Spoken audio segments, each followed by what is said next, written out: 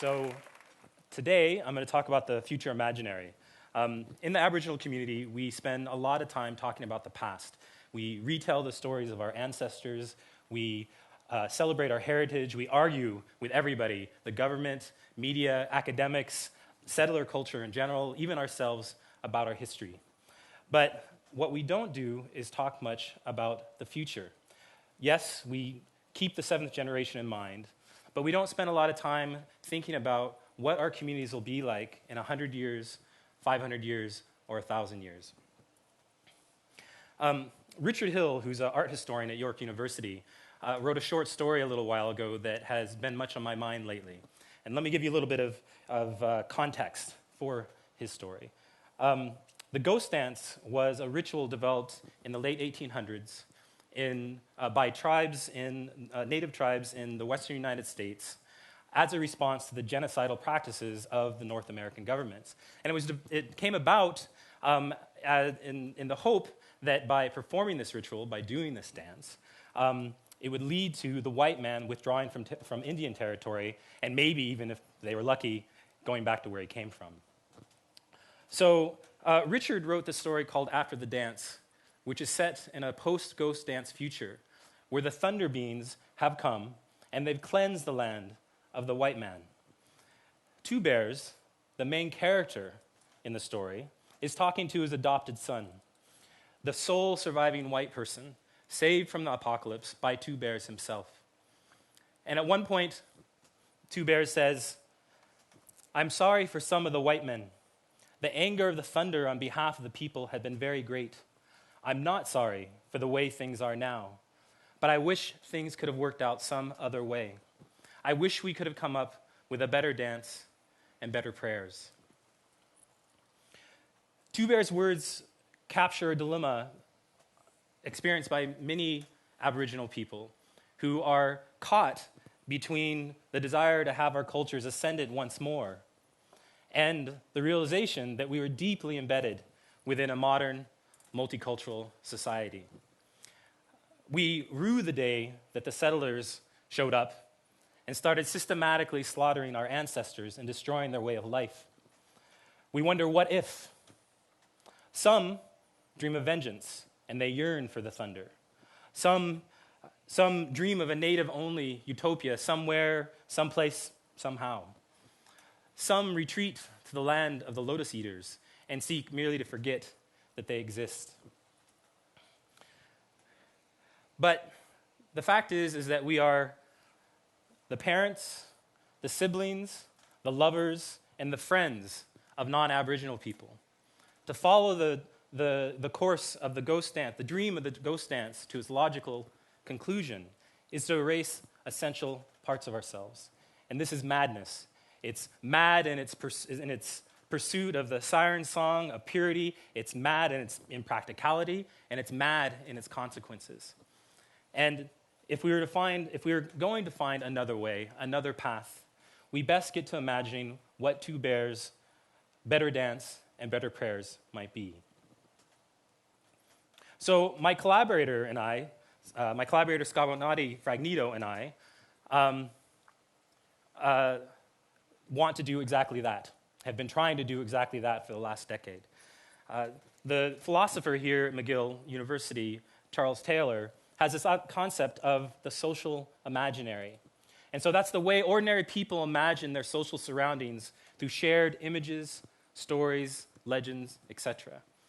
Skawanati and I talk about a similar concept that we call the future imaginary. And so the future imaginary is the images and stories and legends that we use to talk about the future. Who will be in it, what kind of people they will be, and what kind of society they will build. Now, the future imaginary gets composed of lots of different things, but of course, one of the big ways is through science fiction. So think of the artificial life of Frankenstein's monster, of the tricorder of Star Trek, or how the metaverse of Snow Crash became the virtual environment Second Life, or how the total surveillance state of Brave New World is fast becoming our post-9/11 reality. From jetpacks to robots to satellites to the internet, scientists and engineers are busy building the future that has been imagined by artists. The novelist N. Scott Momaday has this to say about why such exercises in imagination are important. We are what we imagine. Our best destiny is to imagine who and what and that we are. The greatest tragedy that can befall us is to go unimagined. Scott and I totally agree with this. And we think that it'd be beneficial for our Native communities if we spend more time thinking about the future imaginary. Stories matter, and the old stories are central to how many Native communities see themselves. But we think that we need more focus on new stories, science fiction stories in particular. Science fiction stories because that is where we play out the consequences of the decisions that we're making now, and how we get to play around with ideas about who we want to be in the future. So this culture, TED culture, is busy imagining the future. That's a lot of what TED is about, right? And they're using science fiction as a way to imagine what that future might be, and using science fact to then go and build it. Yet, Indigenous people are often absent from those imaginaries. Yes, every now and then we get something like an ex-terrorist in Chakotay in Star Trek: The Next Generation, or a bloodthirsty warrior like Raven in the novel Snow Crash. Yet few of these images or characters make a lasting impression on the popular consciousness. And it is there, in the common dreaming of where technology will take us, that we find the basic assumptions about who we will be when we get there. So there's lots of dangers in this, but I'm going to talk about two of them. The first one, of course, is that the systems and structures that are being used to construct this future are being made for, or really kind of in spite of us, instead of with us. Okay? The second danger is that absence. So absence implies, at best, lack of importance, and at worst, lack of existence. If a culture isn't going to be around in the year 2113, it makes it a lot easier to ignore that culture in the year 2013. So how do we address these dangers?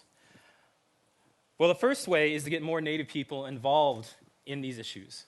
So in 2005, Skabanati and I founded Aboriginal Territories in Cyberspace, a research collective of artists, academics, activists, and technologists who are interested in the intersection of technology and culture. And a major goal of AbTech is to figure out ways and to develop and sustain future imaginaries of our own imagining. Now, one of the big projects that we do within AbTech is the Skins workshops that integrate Aboriginal stories and storytelling with video game design. And a major goal of the Skins workshops, and this is similar to what we just heard, is to teach young Native people how to be producers of media and not just consumers of media. And over the last 7 years, we've conducted a number of these workshops, and they produced a series of award-winning video games that place Native culture at the center of the narrative and the gameplay. But probably even more importantly is that we've seeded the idea in the minds of these young Native people that they too can bend complex technology to their own ends. The other big project that we do in AbTech is called Time Traveler TM. This is a machinima series created by Skawanati that follows a character named Hunter, who's a young Mohawk man living in the 22nd century, lost and adrift in a hyper-modern society and cut off from his heritage. He uses an emerging technology called Time Traveler TM, there's these glasses, that allows him to observe and interact with events, historical events of importance to First Nations people on Turtle Island, from pre-contact to the 22nd century. Now, the fact that Hunter lives in the year 2112 allows Skawanati to trace out a trajectory, a future trajectory, whereby Native people, aided by the highest birth rate on the continent, have once again become the majority. And this creates a huge palette for her to examine themes related to sovereignty, identity, culture, and of course, history. But it's important to note that unlike the destruction wrought in Hills After the Dance, this majority is obtained again through procreation. As Kawanari has one of her characters say, we got busy. So the other thing I would suggest is that where Aboriginal territories in cyberspace and projects like it are very much focused on the native community, we also have to be looking outward and paying attention to what's going on in the culture around us. Now, Loretta Todd, a filmmaker, has this quote, which is a great frame for the last little bit that I'm going to talk about today. Cyberspace has been under construction for the past 2,000 years in Western cultures. Okay? It didn't just happen in the last 30 years. Technology designers and developers define much more than mere functionality. Rather, they define the protocols through which all of our technology and our mass communication technology in particular operate, right? And since that is also how culture is transmitted, they're also designing the protocols through which much of our culture is operating. And by defining those protocols, they're deciding what counts. What counts as data, what counts as action, what counts as connection. And through millions of design decisions, big ones and little ones, what counts as a search term match? Who counts as a friend? Does the avatar have brown skin or white skin? Or this mic on the side here is skin color, but it's not my skin color, right? They are deciding what knowledge is, what sorts of operations we can do with and on that knowledge, and how that knowledge is made real. I mean, in a world where more than 800 people in over 100 countries access Facebook weekly, the ways in which Facebook's engineers encode the protocols by which that happens becomes an important cross-cultural question. So this worries me, right? Systems and structures are being built. They're being built and they affect us all. Native people need to get more involved in the building of those systems and structures. One, to help increase the base of assumptions upon which those are being built, and also so we can help colonize some of that future imaginary for ourselves. So, we can't predict the future just by sheer mental effort. Yet we do know there's a great building project underway. And as Alan Kay suggests, the only way to understand where it is going is to get involved in that building project. We have an opportunity and an obligation to participate in the shaping of the systems and structures that are going to be affecting our lives for the next 500 years, and to fill that future imaginary with our stories, our tools, and ourselves.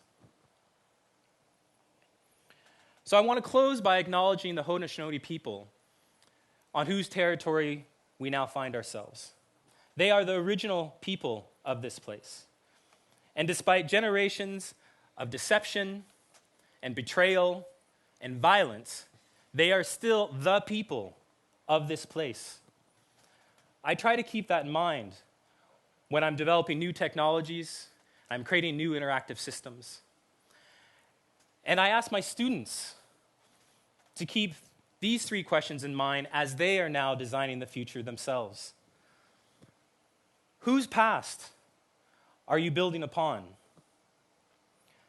Whose present are you taking for granted? And who is included in your future imaginary? By remembering our history, we can better see the present. By better seeing the present, we can better imagine a future in which the Haudenosaunee people, my people, your people, and all of our people are present and vital and dancing.